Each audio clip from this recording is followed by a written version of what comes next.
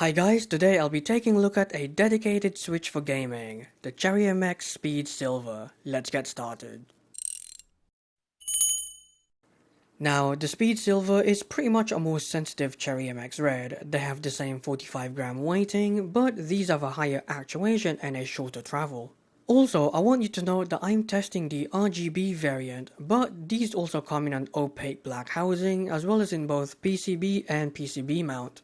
Now, for a bit of history, these switches were first introduced on the Corsair K70 Rapid-Fire keyboard in 2016, and I believe this was Cherry's response to the Roma G switch, which also had a higher actuation and a shorter travel.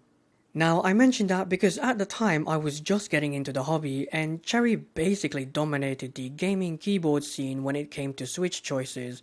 That's why I believe this switch was a direct response to the Roma G. Now, pricing wise, these are £5 for 10 switches on Mac boards, placing them in the mid-range. And this is what they look like when disassembled. Feel free to pause the video. Now, let's move on to the switch categories.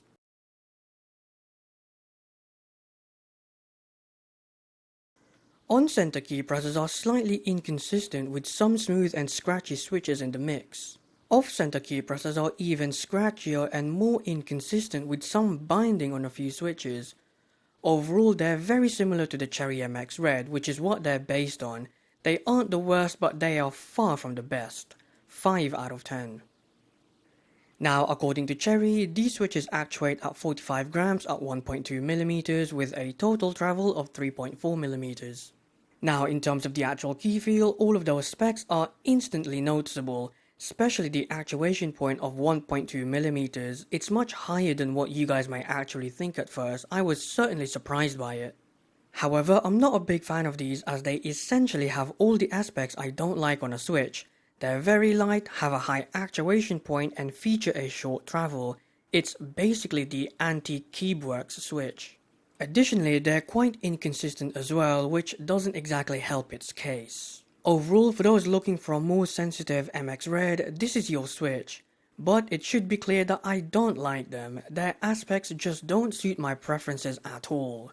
3 out of 10. Now, their sound signature is quite underwhelming. They have some noticeable spring ping, especially in a quiet room, and they have a high-pitched sound to them which I'm not a huge fan of. Overall, you can also hear some scratchiness if you really listen out, so they aren't the best in the sound department. 4 out of 10. Now, take a listen and enjoy.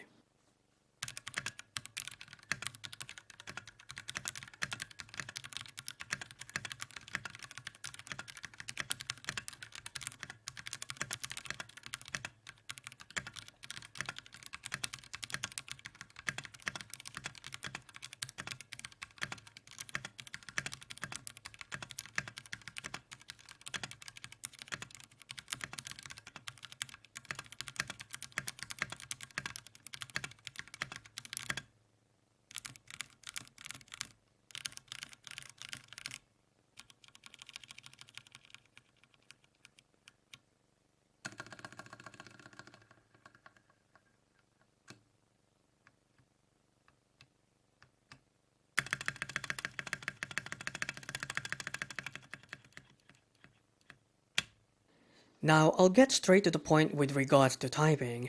These are way too sensitive for that. It's sometimes quite the challenge to type on these on a consistent manner. Typos are pretty much guaranteed.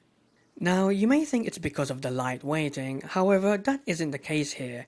I mean, it doesn't help, but it was more because of the high actuation point of 1.2mm instead of the usual 2mm. Moreover, a reduction of 0.8mm may not sound like a lot, but it's such an obvious difference and it made my typing experience less enjoyable because of it. It's really too sensitive for typing in my opinion. Overall, I'm not actually too upset that it didn't perform well here since it clearly wasn't designed for typing, but since I am judging its typing characteristics, they're disappointing nonetheless. 4 out of 10.